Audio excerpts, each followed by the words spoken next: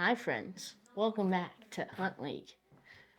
You can do the intro. No. All right, what's up, Hunt League community? I am here with my son, the ultimate Colorado redneck, JJ Newman. We're going to install this Salmon River Solutions Hunter rail on this CVA Cascade rifle, which we are setting up to be his long-range hunting rifle. We're excited about this, right? Yes, sir. So, step one, JJ, in the process is what? Remove the action and the barrel from the stock. Let's get started. Yes. All right, let's talk about the tools you're going to need for this job. First, you're going to need an Allen wrench, a 5/32 or 4 millimeter, sandpaper or small file to rough up the inside of the surface, shop vac, cleaning rag, epoxy, electrical and masking tape, marker and pen, a pin punch and mallet, drill or drill press, drill bits. You need 3 of them, a 1/4 inch 11/32 and 3/4 Forstner bit, a torque wrench screwdriver, and then I use 3 screws that are 3/4 inch that are longer than the ones that came in the pack, and you're going to need some patience and precision to get this job done. All right, so we just removed the action, the barrel, and what we find is a very cheap stock that is skeletonized plastic, and this hunter rail we want to put 3 screws into to really secure it so that it can handle the weight when it's attached to a tripod. Problem with that is if you screw right through the middle of this stock, you're going to split this part of the skeleton, and by doing that you're really going to weaken this because this skeleton holds all of this together, and that's what gives it structural integrity. So, and then you've got these 2 swivel stud mounts that are built into the plastic. In order to drill this out and add the hunter rail from Salmon River Solutions to it, we're going to add a little JB Weld epoxy, and we're going to fill each of these with that epoxy. Now, before we pour the epoxy, we want to rough up the surface just a little bit to give that epoxy a good surface to bond to. So for that, we used a fine grit sandpaper as well as a small file to get into all the corners.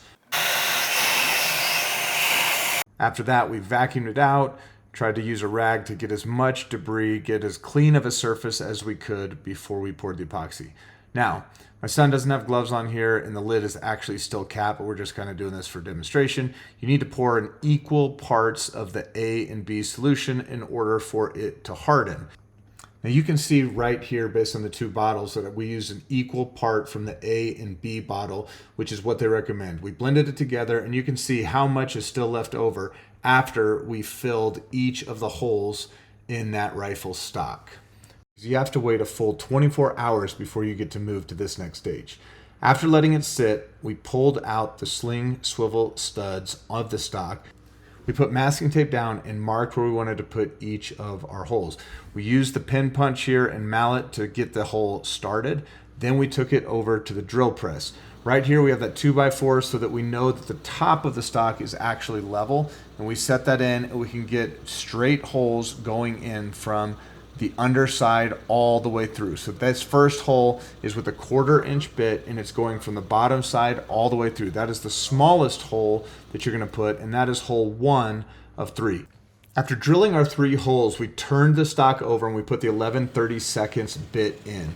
We used that bit to countersink the T-nut all the way down to about a 1/4 inch from the bottom. Next, we use a 3/4 inch drill bit to countersink the T-nut all the way into the epoxy and below the skeleton of the rifle, because we want it to be completely free floating where the T-nut is not going to make any contact with the barrel. Now the hunter rail comes with 3 1/2-inch machine screws, but those were a little bit short for this project, so I went to Home Depot and bought 3/4 inch screws so that I could fully get the screw into the sleeve of that T-nut. After I got it tightened up, I poured epoxy all the way over so that T-nut will no longer be able to move, and it is completely covered and enclosed in that epoxy. Now it's time to be patient once again and let the epoxy dry for a full 24 hours before reattaching the action to the stock. Notice how I have the buttstock down as I'm reattaching the action. This eliminates any play or slop that there might be between the action and the stock. The CVA owner's manual recommends tightening that down to 55 inch-pounds with a torque wrench. So after that, the job is almost complete. We just have to check and make sure we have a fully free-floating barrel and that we don't have any epoxy or any issues with contact with the barrel. As you can see, it passed the paper test. The SRS Hunter rail is fully installed and ready for action. I hope you found this install video helpful, and if you're looking for a relatively inexpensive way to upgrade your rifle, Salmon River Solutions has some incredible products, from their Hunter rails to their muzzle brakes. Leave your questions in the comments, and I'd love to have you like and subscribe to this channel. If you've not downloaded the Hunt League app yet, head on over to the App Store now and join our growing community.